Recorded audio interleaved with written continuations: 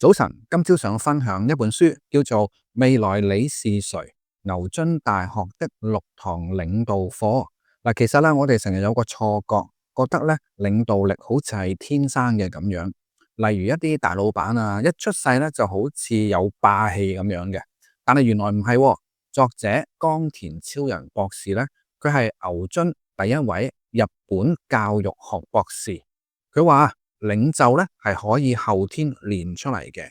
牛津之所以出咁多嘅首相、諾貝爾獎得主，就係因為佢有一套打破常識嘅思維。牛津咧最核心嘅理念咧就有一個好高級嘅名詞，叫做位高任重。聽落去咧好似好深咁樣。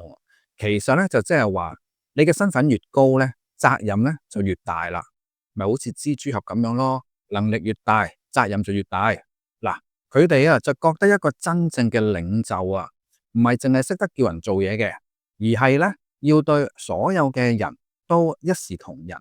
就算你係面對住下屬，你嘅態度咧都要溫和，甚至係要為咗大眾利益去犧牲自己。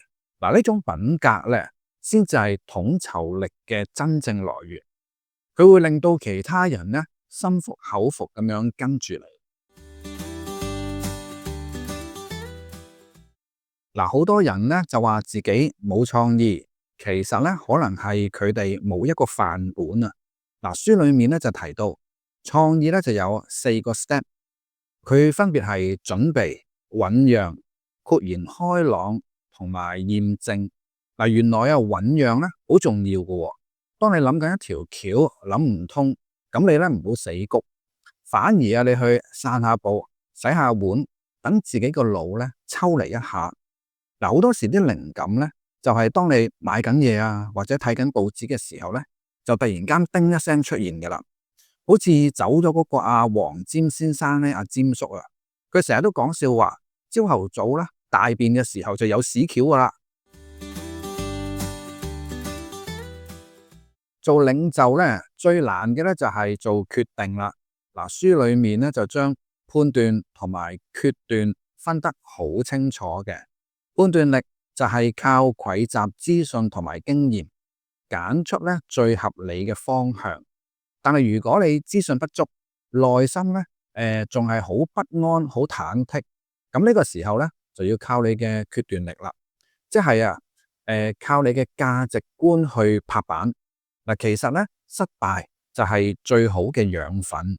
如果你係主管嘅話咧，記得留翻啲位俾你嘅部下咧去嘗試失敗，咁樣佢哋先至可以咧學識點樣做正確嘅判斷。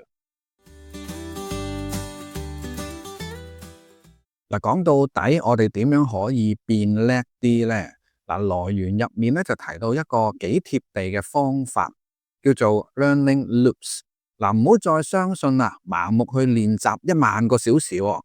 每日其實你只需要抽15分鐘出嚟，將一個大嘅技能拆開幾件，變成一個微小嘅行為去練習。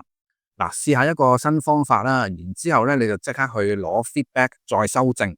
好似書裏面一個主管咁樣，佢只係改咗問問題嘅方式。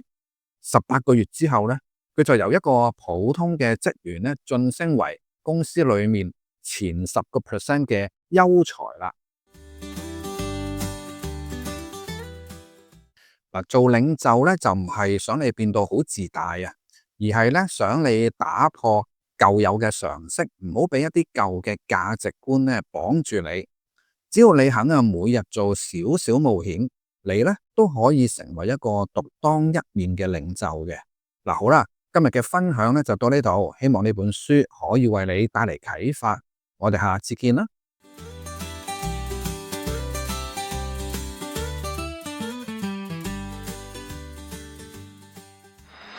多謝你嘅收聽，唔好忘記按讚、訂閱、撳鐘仔，咁先可以好容易揾得返我哋。